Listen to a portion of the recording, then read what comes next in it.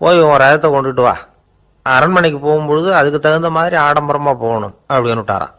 துறவி இப்படி சொன்னதும் அந்த மன்னனுக்கு மனசுக்குள்ள சந்தேகம் வந்துட்டுது. இவர் உண்மையிலேயே துறவி தானா, ஏமாத்து பேர் வழி மாதிரி தெரியுதே அப்படின்னு நினச்சிருக்கான். இருந்தாலும் இனிமேல் என்ன பண்ணுறது, சொல்லியாச்சு. ரதத்தை கொண்டுகிட்டு வந்தான். துறவி ஏறி உக்காந்தார். பக்கத்தில் ராஜா. அவர் ரொம்ப உற்சாகமாக வரார். இவன் ரொம்ப சோர்ந்து போய் வரான். துறவி மரத்தடியிலேயே வாழ்ந்து பழக்கப்பட்டவர், அரண்மனையில் எளிமையாக ஒரு இடத்துல உட்காந்துக்குவார் அப்படின்னு நினச்சான். ஆனால் அப்படி இல்லை.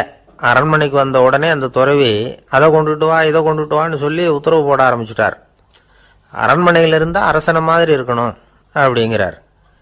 ராத்திரி பூரா சௌரியமாக தூங்கினார். பகலில் அரண்மனை தோட்டத்தில் உலாவ வேண்டியது, நீச்சல் குளத்தில் குளிக்க வேண்டியது, இப்படியே பொழுது போக்கிட்டு இருக்கிறார். அந்த அரண்மனையில் துறவி மகிழ்ச்சியாக இருக்கிறார். மன்னனால் அப்படி இருக்க முடியல. அவருக்கு எந்த கவலையும் இல்லை, இவனுக்கு அரசாங்க கவலைகள். துறவி அப்படி இருக்கிறத இவனால் தாங்கிக்க முடியல. ஒரு நாள் அவர்கிட்டயே போய், நான் உங்ககிட்ட கொஞ்சம் பேசணும் நானா. துறவி பார்த்தார்.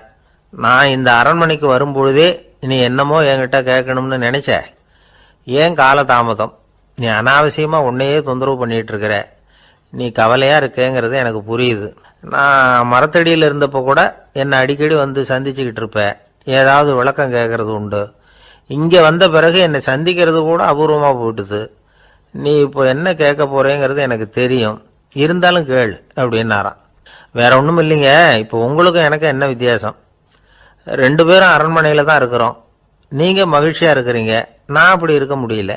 இவ்வளவுக்கும் நீங்கள் முன்னாடி இருந்தது மாதிரி இல்லை. தினமும் தங்க தேர் கேட்குறீங்க, உயர்தரமான ஆடைகள் அணிகிறீங்க, சுவையான சாப்பாடு. இப்படி இருக்கிறப்போ உங்களுக்கும் எனக்கு என்ன வித்தியாசம்? இதுதான் மன்னனுடைய கேள்வி. இதுக்கு பதில் சொல்கிறேன், என் கூட புறப்பட்டு வா, இந்த நகரத்துக்கு வெளியில் போவோம் அப்படின்னு சொல்லி அரசனை கூப்பிட்டுக்கிட்டு ஊர் எல்லைக்கு சேர்ந்தார் துறவி. அங்கே போய் சொன்னார், இதை பாருப்பா, இந்த இடத்த தான் தேடிக்கிட்டு இருந்தேன். இனிமே நான் திரும்பி வரப்போறதில்ல. நீ என்னோட வர்றியா திரும்பி போறியா அப்படின்னார். நான் எப்படிங்க உங்கள் கூட வர முடியும்? என்னுடைய நாடு, என்னுடைய சொத்துக்கள், மனைவி, மக்கள் எல்லாத்தையும் விட்டுட்டு எப்படிங்க வர்றதுன்னா. இப்போ அந்த துறவி சொன்னார், இப்போ வித்தியாசத்தை தெரிஞ்சுக்கிட்டியா? நான் அரண்மனையில் இருந்தேன், எல்லா வித பொருள்களும் உடையவனாக இருந்தேன், ஆனால் எதையும் சொந்தம் கொண்டாடுறவனா இருக்கல. ஆனால் நீ அப்படி இல்லை, எல்லாத்தையும் சொந்தம் கொண்டாடிக்கிட்டு இருக்கிற. இதுதான் நமக்குள்ள வித்தியாசம் அப்படின்னு சொன்னார். அரண்மனை ஆடைகளை அப்படியே களைஞ்சார், அரசங்கிட்ட கொடுத்தார். உன்னுடைய ஆடைகளை நீயே வச்சுக்கோன்னார். அவர் பாட்டுக்கு நடந்து போனார், திரும்பியே பார்க்கல. அரசனுக்கு அப்பதான் தன்னுடைய அறியாமை விளங்குச்சான். இதிலிருந்து நாம புரிஞ்சிக்க வேண்டியது என்னன்னா, இந்த உலகத்துல எத்தனையோ பொருள்கள், அதையெல்லாம் முறையா பயன்படுத்தினா மகிழ்ச்சி. அதை விட்டுட்டு அதுக்கெல்லாம் சொந்தம் கொண்டாட ஆரம்பிச்சா கவலை. நம்ம ஆட்கள் சொந்தம் கொண்டாடுற விதமே தனி. ஒரு ஆளு இன்னொருத்தங்கிட்ட ஒரு கொடை கடன் வாங்கியிருந்தான், திருப்பி கொடுக்கல. கொடையை கொடுத்தவன் கேட்டான், என்கிட்ட கடன் வாங்கினிய கொடை, அதை கொஞ்சம் திருப்பி தர்றியான்னா. அது உனக்கு இப்போ அவசரமா தேவைப்படுதா அப்படின்னு கேட்டான் இவன். எனக்கு தேவைப்படல, அந்த கொடையை நான் யாருக்கிட்ட வாங்கியிருந்தேனோ அவனுக்கு இப்போ அது அவசரமா தேவைப்படுது அப்படின்னானா அந்த ஆள். அந்த ஆளுக்கு பேச தெரியாது, அவர்கிட்ட கொஞ்சம் எச்சரிக்கையா நடந்துக்கோ அப்படின்னு சொல்றது உண்டு. அப்படின்னா என்ன அர்த்தம்? அவர் இன்னமும் குழந்தையாவே இருக்கிறாரு, இன்னும் பேச்சு வரலன்னு அர்த்தம்? அப்படி இல்லை, அவருக்கு நாகரிகமா பேச தெரியலன்னு அர்த்தம். பேசுறதுங்கிறது மனுஷனால மட்டுமே முடியக்கூடிய ஒரு காரியம். அப்படி இருந்தும் அதோட பெருமையை அவன் இன்னமும் சரியா புரிஞ்சுக்கலன்னு தான் சொல்லணும். அதனால தான் அவன் அளவுக்கு அதிகமா வார்த்தைகளை கொட்டி போடுறான். அதுக்கப்புறம் அதையெல்லாம் திருப்பி அள்ள முடியாம கிடந்து கஷ்டப்படுறான். கொட்டுன வார்த்தையை அள்ள முடியுமா?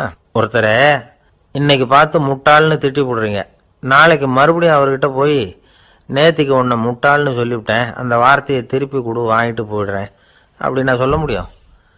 அவன் கோபக்காரனா இருந்தா நேத்திக்கு அதை வேற விதமா உங்களுக்கு திருப்பி கொடுத்துருப்பான். உலகத்துல எவ்வளவோ ஜீவராசிகள் இருக்கு, அதுக்கெல்லாம் வாய் இருக்குது. அந்த வாயெல்லாம் எதுக்கு உபயோகம்? சாப்பிட்றதுக்காக. ஆனா நமக்கு இருக்கிற வாய் சாப்பிட்றதுக்காக மட்டும் இல்லை, பேசுறதுக்காகவும் தான். பேச முடியலன்னா வாய் இருந்தா கூட அது வாயில்லா ஜீவன் தான்.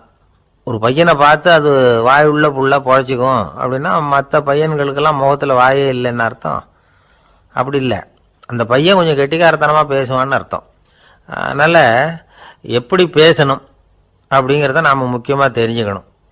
இதுக்கு 8 விதமான குறிப்புகளை நம்ம பெரியவங்க சொல்லியிருக்கிறாங்க.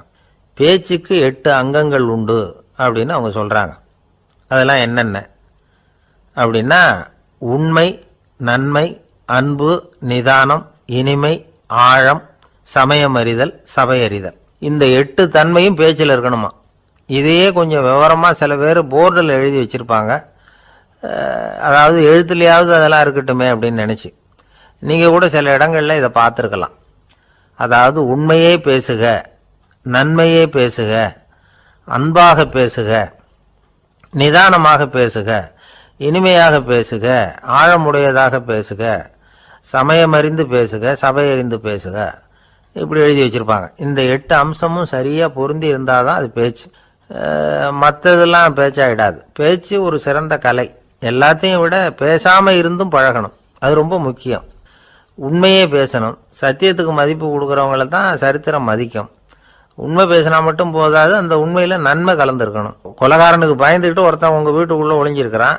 அந்த முரட்டு ஆசாமி கையில அறிவாளோட வந்து அவங்க வந்தானான்னு உங்ககிட்ட கேட்கறான்னு வச்சுங்க. உண்மைதான் உயர்வு தரும் அப்படின்னு நினைச்சுக்கிட்டு, ஆமா உள்ளதான் இருக்கிறான், அடுப்பங்கரையில குதிருக்கு பின்னாடி உட்காந்துருக்கிறான், போய் பிடிச்சிட்டு போங்க அப்படின்னா சொல்லுவீங்க. அது நன்மை இல்லாத உண்மை. அதனால பிரயோஜனம் கிடையாது. அதே மாதிரி உங்க பேச்சில் அன்பு இருக்கணும், நிதானம் இருக்கணும், இனிமை இருக்கணும், சிந்தித்து பேசணும், சமயம் அறிந்து பேசுறதும் முக்கியம். அதை பத்தி நமக்கு வேற யாரும் சொல்லிக் கொடுக்க வேண்டியதில்லை. எந்த நேரத்தில் யாருக்கிட்ட எப்படி பேசினா காரியம் நடக்கும் அப்படிங்கிறது நமக்கு நல்லா தெரியும். அது கைவந்த கலை.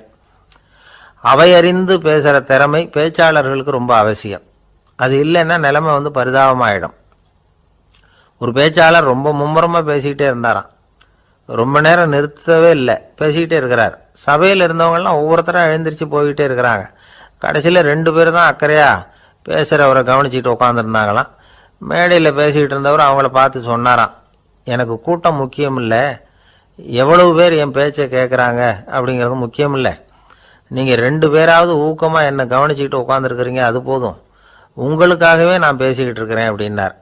இதை கேட்டதும் உட்காந்துருந்த 2 பேரில் ஒருத்தர் எழுந்திருச்சு, அப்படி இல்லைங்க, நாங்கள் 2 பேரும் நீங்கள் பேசி முடித்த உடனே தொடர்ந்து பேச வேண்டிய ஆளுங்க, அதுக்காக தான் காத்துக்கிட்டு இருக்கிறோம், சீக்கிரம் முடிங்க அப்படின்னாங்களாம். ஒரு ஊரில் ஒரு புகழ்பெற்ற பத்திரிகையாளர் இருந்தார். அவர் ஒரு நாள் திடீர்னு இறந்து போயிட்டார். அதுக்கப்புறம் நேராக சொர்க்கத்துக்கு போனார். சொர்க்கத்தின் வாசலில் நின்றுகிட்டு இருந்த ஒருத்தர் அவரை தடுத்தார். இதோ பாரு, ஏற்கனவே இங்கே 12 பத்திரிகையாளர்கள் இருக்கிறாங்க, அவங்களுக்கே இங்கே வேலை இல்லை. அதுக்கு என்ன காரணம்னா, சொர்க்கத்தில் திடுக்கிடும் செய்திகள்லாம் ஒன்றும் கிடையாது, அப்படி என்ன இருக்க போகுதுங்க. இங்கே எல்லாம் அது ஒழுங்காக நடந்துகிட்டு இருக்கோம். எல்லாம் ஒழுங்காக நடந்தால் பத்திரிகைகளுக்கு சுவாரஸ்யமான கொலை கொள்ளை தீ வைப்பு இது மாதிரி எதுவும் இங்கே இல்லை. ஏற்கனவே இங்கே இருக்கிறவங்க எல்லாரும் மரத்தடியில் உட்காந்துக்கிட்டு தியானம் பண்ணிகிட்டு இருக்கிறாங்க. அந்த ஒரே செய்தி தான் தினமும் இங்கே வந்துக்கிட்டு இருக்குது. அதை படிக்கிறதுக்கே இங்கே ஆள் கிடையாது. அதனால் நான் என்ன சொல்கிறேன்னா, நீ பேசாமல் நரகத்துக்கே போயிடு. அங்கே எவ்வளவோ நிகழ்ச்சிகள் நடந்துக்கிட்டு இருக்கு, அங்கே தான் அதிகமான பத்திரிகையாளர்கள் தேவைப்படுறாங்க, அங்கே உனக்கு நிறைய வேலை இருக்கும், அதை செய்கிறதில்ல நீயும் மகிழ்ச்சியாக இருக்கலாம் அப்படின்னு சொன்னாராம். அங்கே அந்த சொர்க்கத்தின் வாசலில் நின்றுக்கிட்டு இருந்தவர். இந்த பத்திரிகையாளர் அங்கேயே நின்று கொஞ்சம் யோசனை பண்ணார். இவருக்கு சொர்க்கத்திலே இருக்கணும்னு தான் ஆசை. அதனால் மெதுவாக அவர்கிட்ட பேசினாராம், ஐயா, என்னை ஒரு 24 மணி நேரம் இங்கே உள்ளே இருக்கிறதுக்கு அனுமதி கொடுங்க. இங்கே இருக்கிற பல பத்திரிகையாளர்களை எனக்கு தெரியும், அவங்களில் சில பேரை சமாதானப்படுத்தி மெதுவாக பேசி நரகத்துக்கு அனுப்பி வச்சுட்றேன். நான் இங்கே இருந்துக்கிறேன். உங்கள் கணக்குப்படி 12 பேருக்கு மேலே இங்கே தாண்டாது, அப்படி பார்த்துக்கிறேன் அப்படின்னாராம். அவரும் யோசனை பண்ணி பார்த்துட்டு, சரி அப்படியே உனக்கு அனுமதி கொடுக்குறேன், ஆனால் ஒரு விஷயம், 24 மணி நேரம் தான் அனுமதி, அதுக்குள்ளே எல்லாம் நடக்கணும் அப்படின்ட்டுருக்கார். சரின்னு சொல்லிவிட்டு இந்த பத்திரிகையாளர் உள்ளே போனார். யோசனை பண்ணார், திட்டம் போட்டு ஒரு பொருளையை கிளப்பி விட்டார். சக பத்திரிகையாளர்களெல்லாம் கூப்பிட்டு சொன்னாராம், இதை பாருங்க, நரகத்தில் ஒரு பெரிய தினசரி பேப்பரை கொண்டுகிட்டு வர்றதுக்காக திட்டம் போட்டுக்கிட்டு இருக்காங்க. அதுக்கு பல அதிகாரிகள் தேவைப்படுறாங்க, நிறைய சம்பளம் கிடைக்கும். யார் யாரெல்லாம் நரகத்துக்கு போக ஆசைப்படுறாங்களோ அவங்கெல்லாம் போகலாம் அப்படின்னு ஒரு பொருளையை கிளப்பி விட்டார். 24 மணி நேரம் கழித்து வாசல் பக்கம் போனார். அங்கே இருந்தவர்கிட்ட எத்தனை பேர் வெளியேறினாங்கன்னு விசாரிச்சாராம். அப்போ அவர் இவரை, நீ வெளியே போகக்கூடாது, முதல்ல உள்ளே தான் இருக்கணும் அப்படின்னு தடுத்தாராம். அப்புறம் சொன்னாராம், நீ சொன்ன செய்தியை கேட்டதும் இங்க இருந்த எல்லா பத்திரிகையாளர்களுமே நரகத்துக்கு போயிட்டாங்கப்பா, உள்ளே யாருமே இல்லை, அதனால நீ உள்ளே இருக்கலாம் அப்படின்னாராம். இதை கேட்டதும் இந்த பத்திரிகையாளரே குழம்பி போயிட்டார். ஒருவேளை உண்மையிலேயே நரகத்தில் புதுசாக பத்திரிகை ஏதாவது ஆரம்பிக்க போகிறாங்களோ அப்படின்னு அவரே நினைக்க ஆரம்பிச்சிட்டாராம். அப்புறம் சொன்னாராம், ஐயா என்னை விட்டுருங்க, நான் நரகத்துக்கே போயிடுறேன், அங்கே ஏதோ விசேஷம் இருக்கணும் அப்படின்னாராம். இல்லைன்னா இத்தனை பேரும் ஒட்டு மொத்தமாக அங்கே போகிறதுக்கு சான்ஸே இல்லை, என்னை தடுக்காதீங்கன்னு கெஞ்ச ஆரம்பிச்சிட்டாராம். மற்றவங்க நம்பணுங்கிறதுக்காக ஒரு பொருளையை கிளப்பி விட்டார். கடைசியில் தானே அந்த பொருளைக்கு ஆளாயிட்டார். அதாவது பிறரை ஏமாற்றிய அவரது மனம் கடைசியில் அவரையே ஏமாற்ற ஆரம்பிச்சுட்டு பாருங்க. நீங்கள் இப்படி அடுத்தவங்களை ஏமாத்துறதுக்கு உங்கள் மனசை பழக்கப்படுத்துறீங்க, ஆனால் கடைசியில் அதனால் நீங்களே ஏமாற்றப்படுகிறீர்கள் அப்படிங்கிறது பெரியவர்களுடைய புத்திமதி. அதனால் உங்கள் மனசுக்கிட்ட ரொம்ப எச்சரிக்கையாக இருங்கோ அப்படிங்கிறாங்க. நம்ம ஆளுங்க அங்கே போய் என்ன சொல்லுவாங்கன்னா, இதை பாரு அங்கே போகாத இங்கே போகாதேன்னு பயமுறுத்துறது உண்டு. சில பேர் அங்கே பேய் இருக்குது, பிசாசு இருக்குது அப்படின்னு பொருளையை கிளப்பி விடுறது உண்டு. இருட்டு நேரம் காட்டு வழியாக ஒருத்தன் போய்கிட்டு இருக்கிறான், அங்கே பேய் பிசாசு நடமாட்டம் இருக்கிறதாக வதந்தி. இவன் பயந்துக்கிட்டே வேகமாக போகிறான். காடு முடிஞ்சு மெயின் ரோட்டுக்கு வந்து சேர்ந்தான். அப்பாடா, ஒரு பஸ்ஸு நின்றுட்டு இருக்கு தனியாக, இருட்டில் லேசாக தெரிஞ்சுது. ஓடி போய் ஏறி உள்ளே உட்காந்துக்கிட்டான். பயந்துக்கிட்டே போனவன் அப்புறம் தான் தெரியுது உள்ளே யாருமே இல்லை, டிரைவரும் இல்லை, கண்டக்டரும் இல்லை, வேற யாரும் இல்லை. இவனுக்கு பேய் பயம் அதிகமாக ஊட்டுது. ஏன்னா நடு ராத்திரி, இந்த நேரம் பார்த்து அந்த பஸ்ஸு தானே நகர ஆரம்பிச்சுதான். இவனுக்கு இன்னும் பயம் அதிகமாக ஊட்டுது. ஏன்னா டிரைவர் சீட்டு காலியாக இருக்குது, பஸ்ஸு நகருது. இவன் உடம்பு பூரா நடுங்க ஆரம்பிச்சுட்டுது. வீல்னு கத்தலாமான்னு பார்த்தான். அந்த நேரம் பார்த்து அவன் தோளில் ஒரு கை விழுந்துதான். திடுக்கிட்டு திரும்பி பார்த்துருக்கிறான். அங்கே டிரைவர் நிற்கிறார். அவர் சொன்னாராம், ஏன்பா ஏற்கனவே பஸ்ஸு பிரேக் டவுன், நாங்கள்லாம் பின்னாடி இறங்கி நின்று தள்ளிட்டு இருக்கிறோம், நீ மட்டும் ஜாலியாக ஏறி உக்காந்துக்கிட்டியா, இறங்கி வந்து தள்ளப்பா அப்படின்னாராம். இருட்ட கண்டா பயம் உண்டாவதே அது ஏன்? இப்படி ஒரு கேள்வியை ஒரு பெரியவர்கிட்ட கேட்டாங்க. அதுக்கு அவர் பதில் சொல்றார், மனிதனுடைய ஆதிகால வாழ்க்கையில தொற்றிக்கொண்ட பயம் இது வேரூன்றி இருக்குது, இன்னமும் போகல. 50,000 வருஷங்களுக்கு முன்னாடி மனுஷன் குகைகளில் வாழ்ந்தான். பகல்ல பயம் இருக்காது, ராத்திரியில மிருகங்கள் தாக்கும் கொல்லும், நிம்மதியா தூங்க கூட முடியாது. அதனால இந்த மனுஷனுக்கு இரவுன்னா மரணம் பயம் அப்படின்னு பழகி போச்சு. மனிதர்களுடைய எல்லா மனசையும் சேர்த்து மொத்தமா ஒரு மனசு உண்டு. மனிதர்களுடைய நினைவு இந்த மொத்த மனசுல பதிஞ்சிருக்கு, பரவுது. இந்த மொத்த மனசுல இருட்டு பற்றிய பயம் பதிந்து நீடிக்குது அப்படிங்கிறார் அவர். இந்த காலத்துல இரவை பகலாக்கிறதுக்கு எவ்வளவு விளக்குகள்லாம் வந்தாச்சு. ராத்திரியிலேயும் மிருகங்கள் தாக்குங்கிற நிலைமை இல்லை. பாதுகாப்பான வீடுகள் விலங்குகளும் விலகி போயிட்டு, விலங்குகள்லாம் விலகி போயிட்டு, வீடுகளும் பாதுகாப்பா இருக்குது. சரி, இருந்தாலும் அந்த பழங்கால பயம் இருட்டு பயம் இன்னமும் மனுஷனை விட்டு போகல. இன்னொரு விஷயம் என்னன்னா, இருட்டிலேருந்து வெளிச்சத்துக்கு வராத மனிதர்கள் இன்னைக்கு அதிகம். ஒரு ஆளு ஆத்துக்கு மீன் பிடிக்கிறதுக்காக போனான், இன்னும் விடியல, அதுக்குள்ள வலையை எடுத்துட்டு கிளம்பி போயிட்டான். வெளிச்சம் வர்றதுக்கு முன்னாடியே போய் சேர்ந்துட்டான். விடிகிற வரைக்கும் என்ன பண்றது, சும்மா கரையிலேயே உட்காந்து காலை ஆட்டிக்கிட்டு இருக்கிறான். காலில் ஏதோ ஒரு சின்ன மூட்டை தட்டுப்பட்டுது. இருட்டில் அது என்னன்னு சரியா தெரியல. மூட்டைக்குள்ள சின்ன சின்ன கல்லாம் நிறைஞ்சி இருக்குது.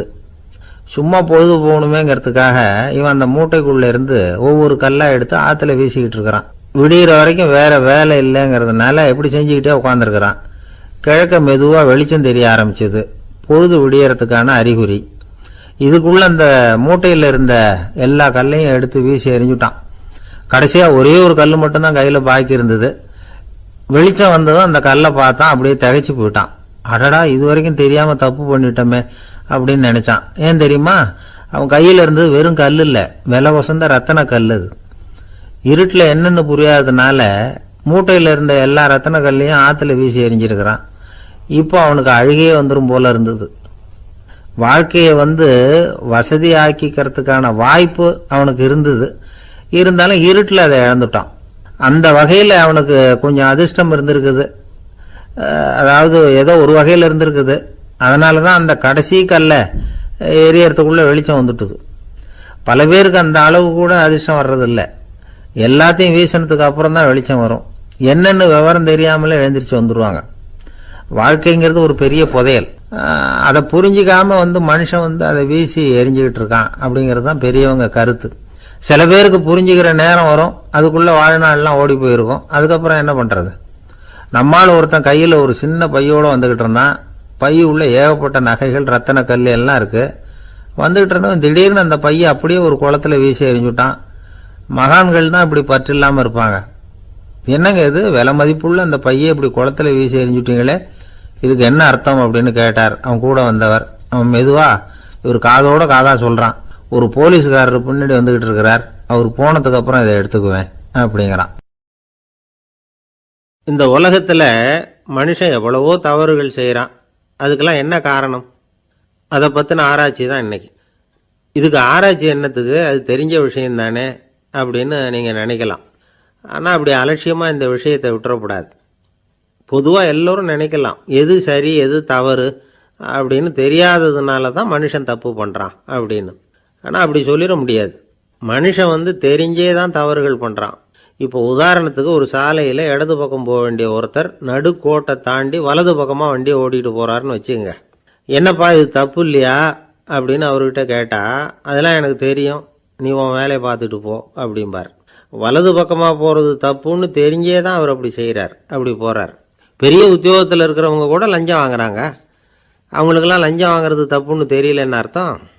திருடுறது தப்புன்னு தெரியாமலாம் மனுஷன் திருடுறான்? நல்லாவே தெரியும். நீங்கள் வேணும்னா கேட்டு பாருங்கள், வேற வழி இல்லை அதனால தான் திருடுறேன்பா. திருடுறது ஒரு புண்ணியமான காரியம்னு திருடனே கூட சொல்ல மாட்டான். திருடுறது தவறுங்கிறது திருடனுக்கு தெரியும் அப்படிங்கிறத விளக்கறதுக்காக ஒரு பெரியவர் ஒரு கதை சொன்னார். அதாவது 2 திருடர்கள் 2 பேரும் சேர்ந்து ஒரு வீட்டுக்கு போய் ஒரு 10,000 ரூபாயை திருடிட்டு வந்துடுறாங்க. ஒரு காட்டு வழியாக வந்துகிட்டு இருக்கிறாங்க. இன்னும் விடியல. 2 பேருக்கும் தூக்கம் கண்ணை சுற்றுது. சரி, இப்படியே ஒரு மரத்தடியில் படுத்து தூங்குவோம், காலையில் விடிஞ்சதும் இந்த பணத்தை 2 பேரும் பங்கு போட்டுக்குவோம் அப்படின்னு முடிவு பண்ணுறாங்க. அதே மாதிரி படுத்து தூங்குறாங்க. நடு ராத்திரியில் ஒரு திருடன் முழிச்சுக்கிறான். விடிகிற வரைக்கும் காத்துக்கிட்டு இருந்தால் 5,000 ரூபா தான் கிடைக்கும், இப்போவே கம்பி நீட்டினா 10,000 ரூபா கிடைக்கும் அப்படின்னு யோசித்து பார்த்துட்டு ஒரு முடிவுக்கு வந்தான். மெதுவாக அந்த 10,000த்தையும் சுருட்டிக்கிட்டு அடுத்தவனுக்கு தெரியாமல் ஓடி போயிட்டான். விடியுது. அடுத்தவன் எழுந்திரிச்சு பார்க்குறான். பணத்தையும் காணலை, பாகஸ்தனையும் காணலை. இந்த திருடன் அந்த திருடனை திட்டுறான், திருட்டு பய, அயோக்கிய பய, இப்படி அநியாயமாக கிளப்பிட்டு போட்டானே அப்படிங்கிறான். இதுலேருந்து என்ன தெரியுது? தெரியாமல் எடுத்துக்கிட்டு போகிறது திருட்டு, அயோக்கியத்தனம், அநியாயம் அப்படிங்கிறது இவனுக்கு தெரிஞ்சிருக்குது. அதனால தான் அடுத்தவனை பார்த்து இப்படி திட்டுறான். அதனால் தெரியாததுனால மனுஷன் தவறு பண்ணுறான்னு சொல்கிறது சரியில்லை. அப்படின்னா மனுஷன் பண்ணுற தவறுகளுக்கு உண்மையான காரணம் தான் என்ன? இதே சந்தேகம் அர்ஜுனனுக்கும் வந்துதான்.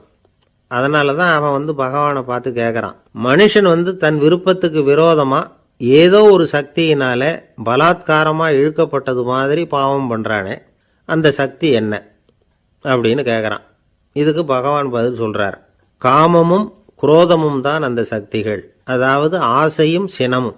இது 2ம் உன்னுடைய எதிரிகள் அப்படிங்கிறத புரிஞ்சுக்கோ அப்படிங்கிறார். இன்னமும் நுணுக்கமாக பார்த்தா காமத்தினுடைய மறு உருவங்கள் தான் குரோதமும் லோபமும். ஆசை நிறைவேறலைன்னா குரோதம், அதாவது கோபம். ஆசை நிறைவேறிட்டதுன்னா லோபம், அதாவது பேராசை. பாவத்தை கண்ட்ரோல் பண்ணணும்னா அதுக்கு மெயின் சுவிட்ச் எது அப்படிங்கிறது இப்போ தான் தெரியுது. அதுக்கு மனுஷன் தெரிஞ்சே தான் தவறு பண்ணுறான் அப்படின்னு பேசிக்கிட்டோமே. அதுக்கு ஒரு உதாரணம். ஒரு ஆள் ஹோட்டலில் சாப்பிட போனான். சாப்பிட்டு முடித்தான். எழுந்திரிச்சு முதலாளிகிட்ட பில்லை கொடுத்தான். காசை கொடுக்கல. முதலாளி பணம் கொடுன்னு கேட்டார். இவன் என்கிட்ட பணம் இல்லைன்னா. முதலாளி கொஞ்சம் கூட அலட்டிக்கல. உள்ளே இருந்து ஒரு ஆளை கூப்பிட்டார். இவனை கூப்பிட்டுக்கிட்டு போய் இட்லி மாவு ஆட்ட சொல்லுன்னார். இவனும் கவலைப்படாமல் உள்ளே போயிட்டான். அப்போது அழைச்சிட்டு போகிற ஆள் கேட்குறான், ஏன் சார் சாப்பிட்றதுக்கு முன்னாடி காசு இல்லைங்கிறது உங்களுக்கு தெரியாதா அப்படின்னு கேட்குறான். தெரியும், காசு இல்லைங்கிறதும் தெரியும், காசு இல்லாமல் சாப்பிட்டா மாவாட்டணுங்கிறதும் தெரியும் அப்படின்னா அந்த ஆள். அப்படின்னா நீங்கள் உங்கள் வீட்லேயே சாப்பிட்ருக்கலாமே அப்படின்னு கேட்குறான் அவன்.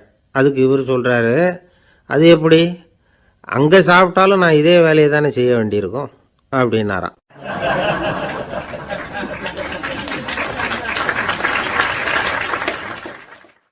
நம்மளை மாதிரி ஒரு ஆசாமி அவன் நம்மளை மாதிரியே கற்பனை பண்ணான். அதாவது நாம தான் இந்த உலகத்தில் ரொம்பவும் கஷ்டப்படுறோம், மற்றவங்கெல்லாம் சந்தோஷமாக இருக்கிறாங்க அப்படின்னு அவன் நினச்சிக்கிட்டான். அவன் ஒரு நாள் கடவுளை வேண்டிக்கிட்டானான், சுவாமி, இந்த உலகத்தில் எவ்வளவோ பேர் இருக்கிறாங்க. ஒவ்வொருத்தருக்கும் ஒவ்வொரு விதமான கஷ்டம் இருக்கலாம், ஒத்துக்கிறேன். இருந்தாலும் எனக்கு அது கொஞ்சம் அதிகமாக இருக்கிறது மாதிரி தெரியுது. அதனால் நீங்கள் எனக்காக ஒரு சின்ன உதவி செஞ்சால் போதும். அது வேறு ஒன்றும் இல்லை, என்கிட்ட இருக்கிற துயரங்களை இன்னொருத்தர் யாருக்கிட்டையாவது கொடுத்துருங்க. அவர்கிட்ட இருக்கிற துயரங்களை என்கிட்ட மாற்றி கொடுத்துருங்க. ஒரு மியூச்சுவல் டிரான்ஸ்ஃபர், அவ்வளவுதான். அப்படி பண்ணிவிட்டா போதும் அப்படின்னு வேண்டிக்கிட்டானான். அன்னைக்கு ராத்திரியே அவன் ஒரு கனவு கண்டிருக்கான். வானத்திலேருந்து ஒரு குரல் கேட்டிருக்கு. அது என்ன சொல்லிச்சு தெரியுமா? ஏ ஜனங்களே, எல்லாரும் அவங்கவுங்க கஷ்டங்களை ஒரு பையில் போட்டு எடுத்துக்குங்க. அப்படி எடுத்துக்கிட்டு நேராக இந்த ஊர் எல்லையில் இருக்கிற கோயிலுக்கு வந்து சேருங்க அப்படின்னு அந்த குரல். ஆஹா, கடவுள் நம்ம பிரார்த்தனைக்கு செவி சாய்ச்சுட்டார் அப்படின்னு சந்தோஷப்பட்டான் இவன். உடனே என்ன பண்ணான்? தன்கிட்ட இருந்த கஷ்டத்தையெல்லாம் ஒரு சாக்கு பையில் போட்டு எடுத்துக்கிட்டான். வீட்டை விட்டு வெளியில் வந்தான். தெருவில் இறங்கி நடக்கிறான். அங்கே பார்த்தா ஏகப்பட்ட பேர் ஆளுக்கு ஒரு பையை தூக்கிக்கிட்டு கோயிலுக்கு போய்கிட்டு இருக்கிறாங்க. சில பேர் மூட்டையாக கட்டி தலையில் சுமந்துக்கிட்டு போய்கிட்டு இருக்கிறாங்க. இவன் பார்த்தான். இவனுக்கு ரொம்ப ஆச்சரியமாக இருந்தது. ஏன்னா எல்லாரும் வச்சிருக்கிற பை இவன் பையை விட பெருசாக இருந்தது. இவன் பை தான் இருக்கிறதுலே கொஞ்சம் சின்னதாக தெரிஞ்சுது. இப்போ அவன் மறுபடியும் சாமியை வேண்டிக்கிட்டான். கடவுளே, இப்போ உள்ள சூழ்நிலையை கவனித்தா என்கிட்ட இருக்கிற பையே பரவாயில்லன்னு தோணுது.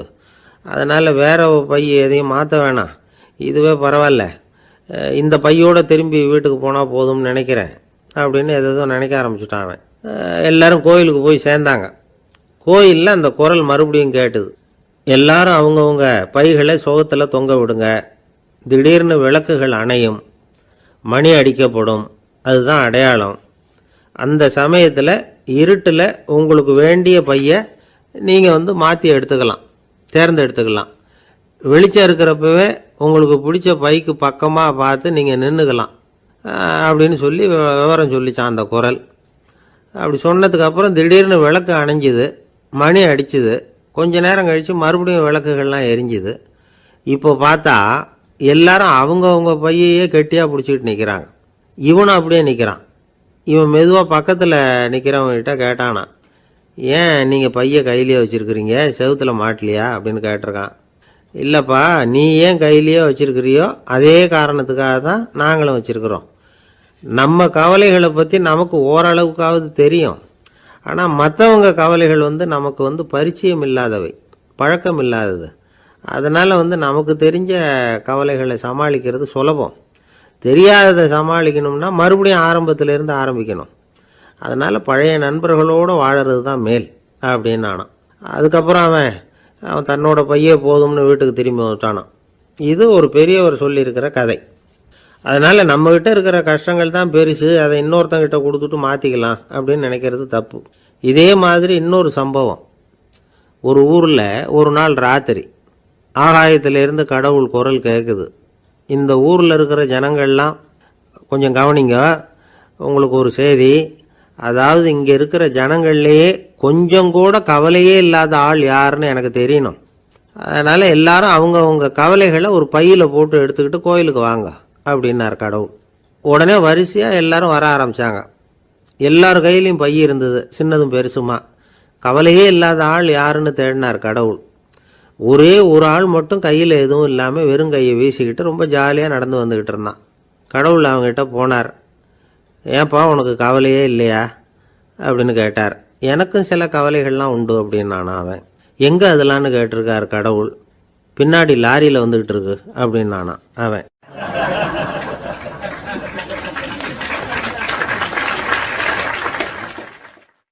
சங்கீத வித்வான்களில் பல வகை உண்டு. சில குறிப்பிட்ட ராகங்களை பாடுறதில் அவங்களுக்கு பெருமை வர்றது உண்டு.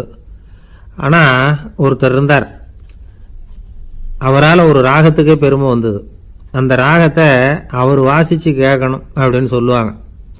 அது என்ன ராகம்னா தோடி ராகம். சரி, அந்த வித்வான் யாருன்னா அவர் தான் திருவாவடுதுறை ராஜரத்னம் பிள்ளை. பேராசிரியர் கல்கி ஒரு சமயம் தம்முடைய பத்திரிகையில் எழுதினாராம். அதை அப்படியே படிக்கிறேன் கேளுங்களேன். ஆஹா, ஸ்ரீ ராஜரத்னம் பிள்ளையின் தோடி ஆலாபனையை முதலில் கேட்டபோது அவருடைய கற்பனையை விட்டு தள்ளுங்கள். நம்முடைய மனதில் என்னென்ன இன்பமயமான கற்பனைகள் எல்லாம் உதித்தன. குழந்தை தாயிடம் கொஞ்சம் குரலை கேட்டோம், அன்னை குழந்தையிடம் கொஞ்சம் குரலை கேட்டோம், ரதியும் மன்மதனும் பேசிக்கொண்ட காதல் மொழிகளை கேட்டோம். முருகன் சிவபெருமான் செவிகுளிர மொழிந்த உபதேசத்தை கேட்டோம். கலைமகள் கவிஞனுக்கு அருளிய ஆசி மொழிகளை கேட்டோம். நாரத முனிவருடைய தம்பூரா சுருதியை கேட்டோம். ராவணன் தன் எலும்பை ஒடித்து வீணையாகச் செய்து வாசித்த கானத்தை கேட்டோம். கானப்பறவைகளின் கலகல ஒலியை கேட்டோம். கோலக் குயில்களின் குரல் இனிமையை கேட்டோம். இப்படிலாம் பேராசிரியர் கல்கி விமர்சனம் எழுதியிருக்கிறார். திருவாவடுதுறை ராஜரத்னம் பிள்ளை அவர்களுடைய வாசிப்பை கேட்டுட்டு டி.என். ராஜரத்னம் பிள்ளை இறந்து போனார். அப்போ கவிஞர் கண்ணதாசன் எழுதினார், செவியினில் ஓடி எங்கள் சிந்தையில் ஓடி இந்த புவியெல்லாம் ஓடி நின்பார் பொங்கிய தோடி வேறெங்கு எவரிடம் போகும் ஐய இனியதை காப்பார் யாவர் அவிந்தனின் சடலத்தோடே அவிந்தது தோடிதானும் அப்படின்னு எழுதினாராம். அந்த அளவுக்கு அவருடைய தோடியை ரசித்தவர்கள் உண்டு. அதே மாதிரி தோடின்னா என்னன்னு தெரியாமலே அவரை ரசித்தவங்களும் அந்த காலத்தில் உண்டு. அதாவது ஒரு பெரிய சபையில் இவர் வாசிச்சுக்கிட்டு இருக்கிறார். பாதியில் ஒரு பெரிய மனுஷன் உள்ள வந்தார். அவர் உடம்புல பட்டு வேஷ்டி, ஜருகை, அங்கவஸ்திரம், வாயில் வெத்தலை, வாசனை புகையில, காதில் வைரக்கடுக்கன், கழுத்தில் தங்க சங்கிலி, கை விரல் பூரா மோதிரம், கையில் ஒரு வெள்ளி வெத்தலை புட்டி, உதவிக்கு 2 பேர் பக்கத்தில். இவ்வளவு பந்தாவோட வரார் கச்சேரி கேட்கறதுக்கு. இப்படி வந்தவர் முதல் வரிசையில் உட்கார்ந்தார். வித்வான் வாசித்து முடித்ததும் இவர் அவரை பார்த்து, ஐயா நீங்கள் தோடி வாசிக்கிறதுல ரொம்ப கெட்டிக்காரர்னு கேள்விப்பட்டிருக்கேன், அதை கேட்கறதுக்காக தான் மெனக்கிட்டு வந்திருக்கிறேன், அதை வாசிங்களேன் அப்படின்னாராம் இந்த பெரியவர். ராஜரத்னம் பிள்ளைக்கு ஒன்றும் புரியல. ஏன்னா இது வரைக்கும் அவர் வாசிச்சுக்கிட்டு இருந்ததே அந்த தோடி ராகத்தை தான். அதை வாசித்து முடித்ததும் அதை வாசிங்களேன்னு இவர் கேட்குறார். அப்படின்னா இவரோட ஞானம் எப்படிப்பட்டது? இவ்வளவும் கேட்டுட்டு இப்படி கேட்குறாரே அப்படின்னு அவர் யோசிச்சிருக்கிறார் ராஜரத்னம் பிள்ளை. உடனே என்ன பண்ணார் தெரியுமா? பக்கத்தில் ரொம்ப சாதுவாக சுருதி போட்டுக்கிட்டு இருந்த ஒரு முதுகில் ஓங்கி ஒரு குத்து விட்டாராம். அவருக்கு ஒன்றும் புரியல, எதுக்கு நம்மளை அடிக்கிறார் இவர், நம்மளை குத்துறாரு வித்வான்னு. அவர் அதிர்ச்சியால் இவர் நிமிர்ந்து பார்த்துருக்கார். அப்போ ராஜரத்னம் பிள்ளை சொன்னாராம், ஏய்யா ஐயா பெரிய மனுஷன், என்னுடைய பரம ரசிகர், தோடி ராகம் கேட்கணுங்கிறதுக்காக இவ்வளவு தூரம் வந்திருக்கிறார், முத வரிசையில் உட்காந்துருக்கார். நீ இந்த சமயம் பார்த்து தோடி ராகம் வாசிக்கிற நாதஸ்வரத்தை வீட்டில் வச்சுட்டு வந்துட்டியே, இப்போ ஐயாவுக்காக அந்த ராகத்தை நான் எப்படி வாசிக்கிறது அப்படின்னு சொல்லிவிட்டு மறுபடியும் முதுகில் ஒரு அடி கொடுத்தாராம். அடி வாங்கினவருக்கே சிரிப்பு அடக்க முடியலையா.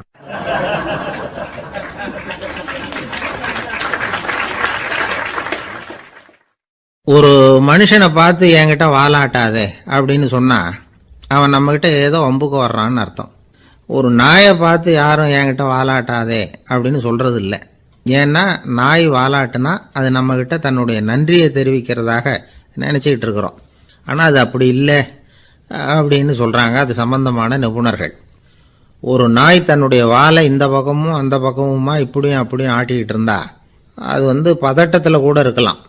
நாய் நட்பாக இருந்தாலும் வாலாட்டும், ஆத்திரத்தில் இருந்தாலும் வாலாட்டும், கோபத்தில் இருந்தாலும் வாலாட்டும், குழப்பத்தில் இருந்தாலும் வாலாட்டும், மகிழ்ச்சியாக இருந்தால் கூட அது வாலாட்டும். அதை நாம் தப்பாக புரிஞ்சுக்கிட்டு அதுகிட்ட போய் மாட்டிக்கக்கூடாது.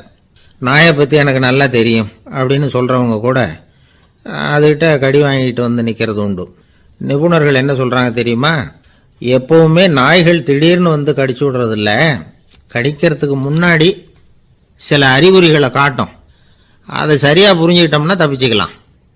ஒரு வீட்டுக்கு போகிறீங்க, அங்கே புதுசாக ஒரு நாயை பார்க்குறீங்க, உடனே அதுகிட்ட போய் குனிஞ்சு சிரிச்சுக்கிட்டே அது தலையில் தட்டுறீங்க. இது ரொம்ப தப்பான்.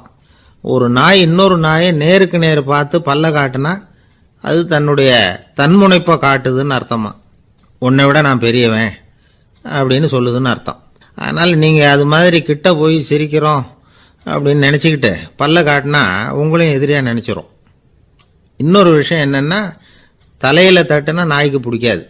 அது தன்னை அடக்கிறதாகவும் அச்சுறுத்துறதாகவும் நினச்சிக்கிட்டு இருக்கும். சரி, அப்படின்னா புதுசாக ஒரு இடத்துல அல்லது வீட்டில் நாய்க்குட்டியை பார்த்தா என்ன பண்ணுறது?